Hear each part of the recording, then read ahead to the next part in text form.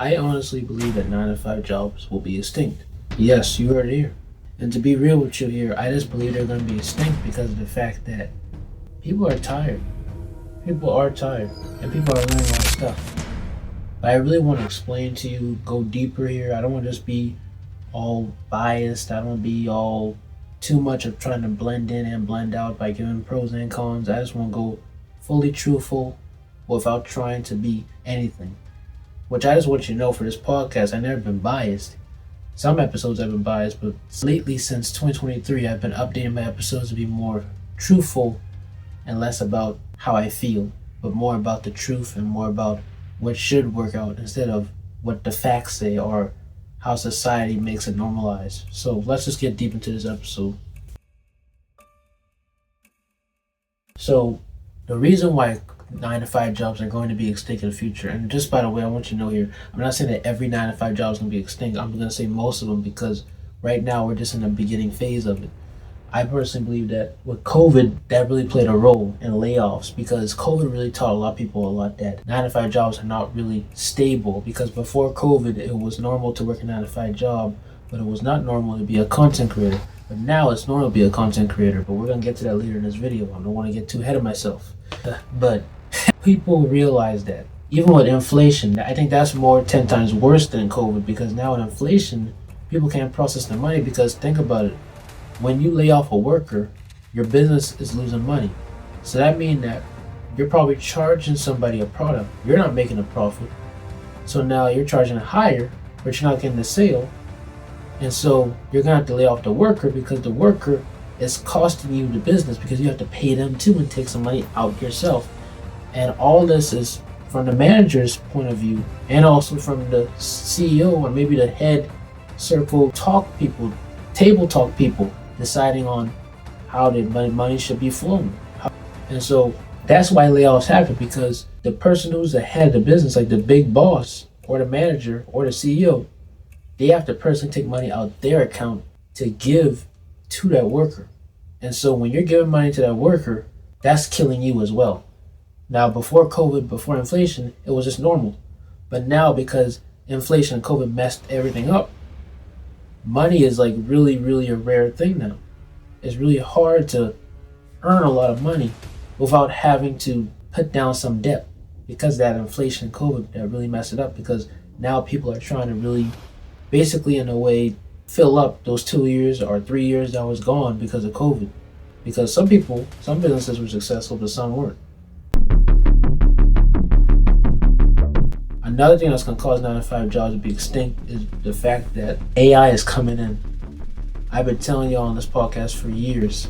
Y'all may have never heard me say it before in the past, but I've been saying it for years that AI is going to take over. And it's already doing it. And we're seeing the rise of it already happening right now with ChatGPT and robots, and especially now this new trend I'm hearing about Wendy's now. The Wendy's trend with like the AI saying, hey, what can I get for your order? Hey, what can I get for your order? Welcome to Wendy's. What would you like? Can I have a chocolate frosty? Which size for the chocolate frosty? Medium. Can I get you anything else today? No, thank you.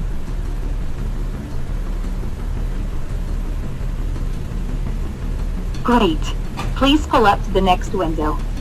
Which is really bad, but also good. And that's nothing I really want to touch up on, really. I just really want to tell you all this. I know this should be a separate podcast episode, but I really want to talk about it right here. Is that AI is not really a bad thing. AI is actually a good thing. But people tend to make it look like it's a bad thing because, oh, it affects our school system, oh, it affects our jobs, oh, it affects our economy, this and that. When in reality, it's not actually. AI is helping a lot of students pass their tests, pass their quizzes, not by necessarily cheating, but by helping them understand a concept that they can't understand. The program has been off to a promising start, according to school officials like Alan Yusharenko. It gives them prompts, but it also allows them to ask questions to help motivate them to pursue different learning options. Which also can help people in diversity groups or maybe in minorities, because statistics usually say that people who are of color cannot really do well because their white counterparts do better than their colored counterparts. But with AI, that might can help out a little bit with the statistics theory too. But I'm not really into numbers and stuff, but I'm just looking at this from an open-minded perspective. I'm looking at this lesser from a racial point of view, but more from a human perspective point of view. And with AI, it also can help out with jobs too, because certain things humans may can't do, may can't calculate in the brain good, may can't do physically. Some things maybe a robot could do better than a human could do, or maybe faster. But that's where the problem comes in, because sometimes we as humans, hey, when we like to see new things, we tend to get a little too hype about it, and so we get selfish because we want money. And businesses, they want money, so hey, lay off the worker, because all they gotta do is just invest in buying a robot, and they don't have to pay that robot at all because the robot's already been paid for. Now they're making more money just by having a robot do the work that a normal human would do, which leads to, like I say once again, the layoffs, because of the fact that these AI are taking over. And that leads to more money for businesses and less about spending it out their pocket to give to the worker. Which leads to some people saying that that's being selfish, but it's not being selfish. It's more of like, that's just how business is. Business is not supposed to be around emotion. It's about trying to make more money and more profit. Even for me as a business owner myself, I try to make sure that I get the correct income of what I can get. And it's not being selfish. It's just you have to know how to operate a business, because you're not getting profit. You're not going to have the business be funded, which leads to you just having a business for nothing, because all it is that your customer's paying, and that's it. You're not getting the money, because you still got to reinvest something for the business in order for them to get the product. The product had to have somewhat of an investment in it. It had to, in order for it to be made, rather if it's from you, the worker, or a robot. So just think about it. And then my final reason to why 9-to-5 jobs are going to be extinct is because of the fact that you have people that are just generally tired. They're just really tired. They don't want to do 9-to-5 no more. They're tired of it, especially now that we're living in a post-COVID world with content creation on the rise and 9-to-5 jobs being extinct by AI and money and layoffs and inflation and COVID. People are really tired and they just really want to do something different. Some people, they may want to start their own business offline now. Offline, of course. Some people, they may want to try to start their business like how I'm doing, online through the power of YouTube. Hey, check this all out. That's a jersey I'm wearing with my podcast logo. If y'all notice this, Development Pod. We got more gear just like this at the online merch. More gear just like this. If you click the link down below to go to the store and click it out and click it and go see the merch. I want y'all to see this as well if y'all can see this good. And by the way, you don't have to just get mine. You get a custom made version as well. So, hey, that's even more better. But back to what we were saying in the video. People are starting to start their own businesses, YouTube channels, TikToks. And people are really understanding that this content creation thing is really legit if you know how to market and make your videos and just have the right people around you to help you, or just even yourself have the right mindset and know what to do or the right strategies. And with social media on the rise, it's like they're paying you more than 9-to-5 workers are.